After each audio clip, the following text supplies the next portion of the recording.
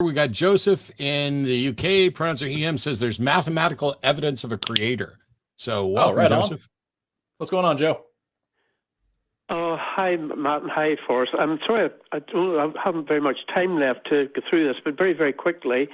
First of all, from a Christian perspective, and I was at one stage, I'm no longer that, but it doesn't stop me believing there is a God, if not the God of the Bible. And there's lots of reasons why I won't go into now why I disbelieve in that God, but essentially I'm with the atheists on it that it's up to my mind just make any sense. God sending someone for an infinite hell and torture for finite sins. That's illogical to me, and I wouldn't have it. So that's just not it's not viable for me. But I would say from the outset, I don't know what your justification is for claiming that because a God doesn't seem logical to you, it doesn't exist. I mean, that's a massive fallacy right off the bat. So if you're going to say that if you're going to say there's mathematical evidence if you're going to say there's mathematical evidence for a creator, we'd need you to define that creator and then show what the mathematical evidence is. Whether or not you find various God concepts too preposterous to believe is irrelevant. Well, I just mean preposterous in terms of the Bible or the biblical narrative. That's what I mean by preposterous. Okay, but maybe I'm not being clear, Joseph. Your position is there's mathematical evidence for a creator. And I'm saying define creator, show us the mathematical evidence. Do not sit here and start listing off all the gods you don't believe in and why, because that could take forever, couldn't it? No, I don't intend to do that at all. Okay, well, I'll get straight on to it. First of all, this mathematical aspect, I know there's been gone over many, many times, and I'm sure it will come down in flames at certain points, but essentially, if you look at the chance of anything, it can be either zero, no chance, up to one, yes, absolutely. And you talk about the number of cards you can draw. For instance, if you've got 10 cards, the chance you draw them in sequence, 1, 2, 3, 4, 5, 6, 7, 8, and 10, is about 1 in 3.5 million. On the other hand, if you have 100 cards, then the chance of drawing them in sequence is 1 with 158 zeros after it. So in other words, it's 1 to the 10th to the power of 158, which is an absolute infinitesimally small number. Now, the reason why I mention those two is to show how the likelihood of anything happening changes geometrically, virtually, rather than just sequentially, because it multiplies within that whole probability extension.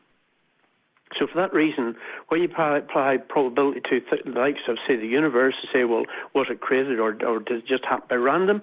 I take the view that it seems to me that the chances of these really amazing things happening, some of them actually have here numbers with it, but they're very infinitesimally small. And that doesn't make me jump and just say, okay, it must be a creator. I'm just saying that aspect gives me concern. And then the second part is entropy, which essentially says that things tend to be declining and deteriorating from whatever their position is in the universe. So over a period of time, we finally get more and more randomness and less structure. And I assume that's what the universe is the process of doing. It started at the Big Bang, and now it's degenerating down to really an empty universe, an empty space. So that's the two things that I'm relying on, putting those two together. Yeah, I don't. So I'm going to start with the first one, if that's cool. You said that the probability of anything of the universe being formed in the first place, the probability of all these, I'm assuming the events that you were talking about is like the formation of galaxies and planets and life and blah, blah, blah.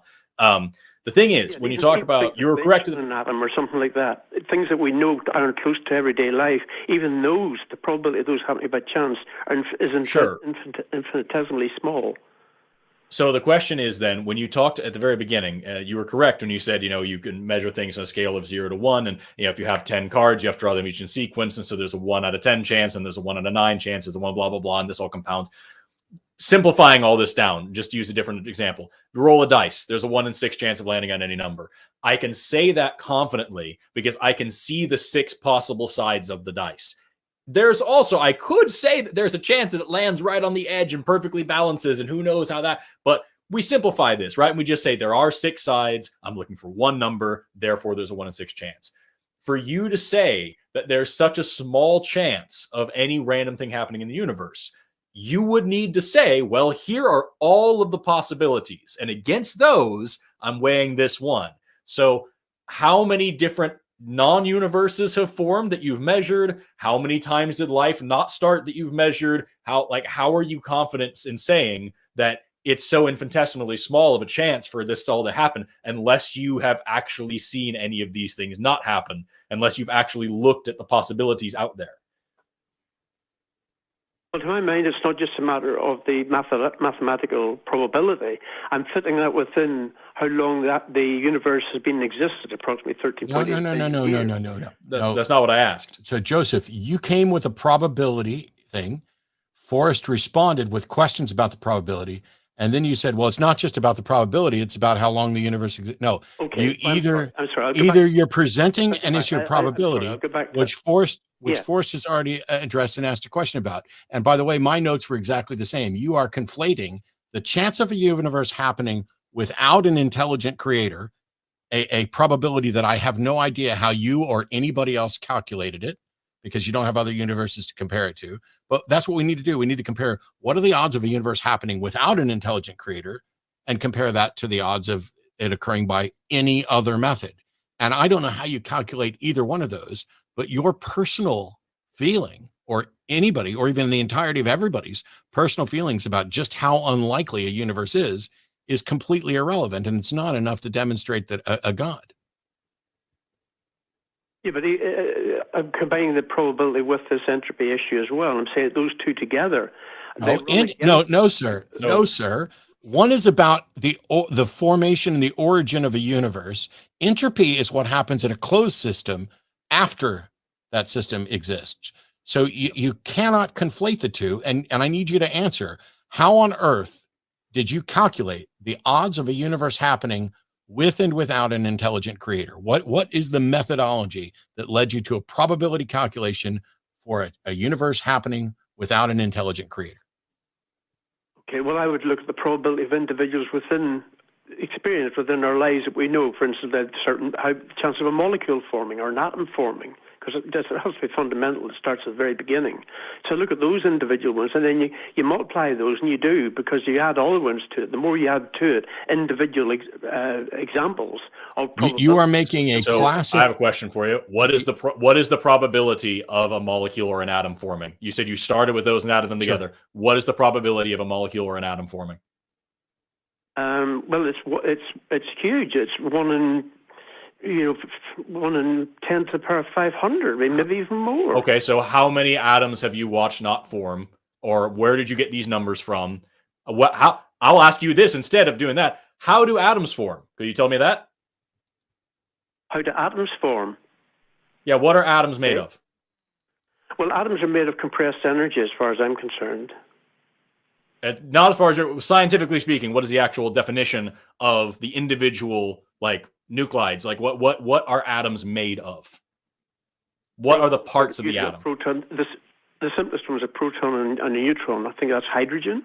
And then as you go through the periodic table, they become larger and larger as they add more and more neutrons. So you have a proton and a neutron. There's a third part to an atom. Do you know what it is?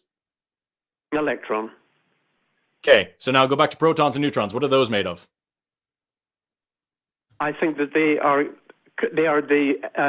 formed at the Big Bang through the energy release, and then they're made of quarks. Protons and neutrons are made of quarks. They're ultimately compressed in energy. So protons and neutrons are made of quarks, and then we also have to factor in the strong nuclear force, which is, you could use gluons as the boson of that holds all these things together. You have the weak nuclear force that handles radiometric decay whenever these atoms break apart.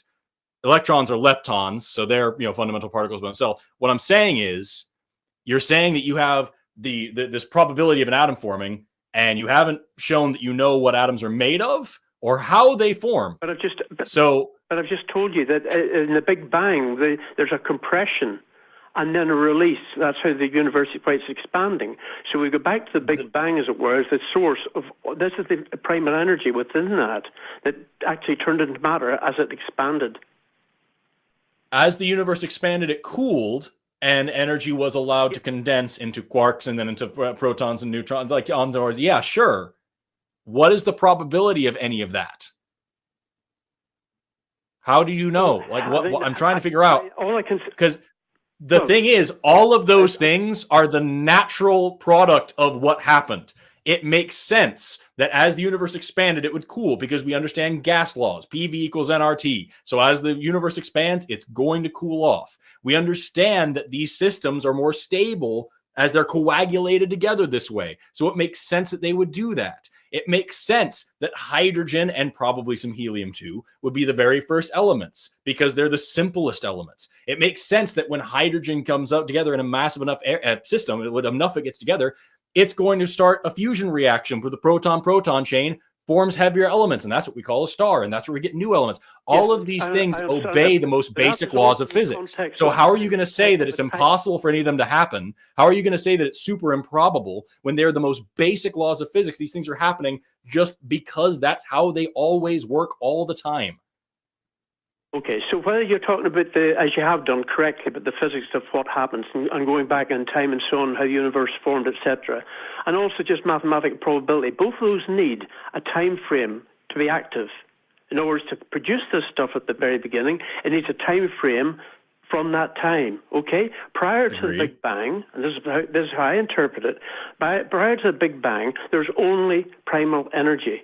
There were none of these things you've listed existed, except in the what does prior to the Big Bang mean? Because the Big Bang was the beginning of time. So what happened before time started, and why does the concept of before make sense before time happens? Okay, so my definition of time is it's a description of a balance between energy and mass. So at the beginning of the Big Bang, there's only energy. Mass was created through the Big Bang as it expanded. All right? Prior to that, there was only energy, primal energy, primal energy has got no time because time needs the balance between the mass and energy before it makes any sense. So that was your definition of time. That is not the definition of time. Your personal definition of time is not a definition of time. And you seem to also be making a very common maths mistake, which people try to do when they're calculating the odds of a particular event occurring. And so you could say that the odds of me coming into existence are based on the odds that my parents would meet and procreate at the time that they decided to do so, which is based on the odds of their parents meeting and doing that on both sides and all this. And you can just keep multiplying and you can make it look like the odds of me coming into existence, that you can make it look like the probability is just astronomically small, when the probability of my existence is 1 and the probability of a universe existing is 1.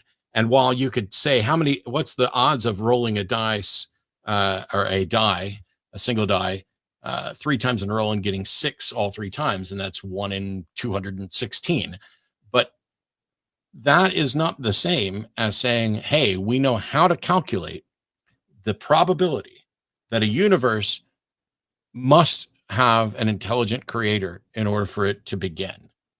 You don't have the ability to investigate this. This is a question that I understand that. And so, if you understand that you have no ability to investigate it, then how on earth did you come up with probabilities that you can't investigate and then determine that they're so unlikely that it must have been a god? That's patently absurd to simultaneously acknowledge that you have no way to investigate it and then claim that you've reached a conclusion. Because what you said was at the beginning of the call is that there's mathematical evidence of a creator, and that's not true.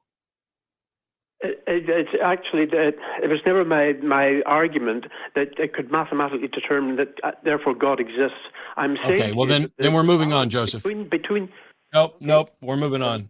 That's what it said in the call screen, wasn't it? Yep, and it's what you said at the beginning of this call. But if you're saying if all Joseph is saying is that I look at the math and I find it unlikely that this could have happened without a God, well, congratulations. That's your argument from personal incredulity, but you haven't done anything to demonstrate that there's a good reason to believe in a God, even if you just suspect there's a God.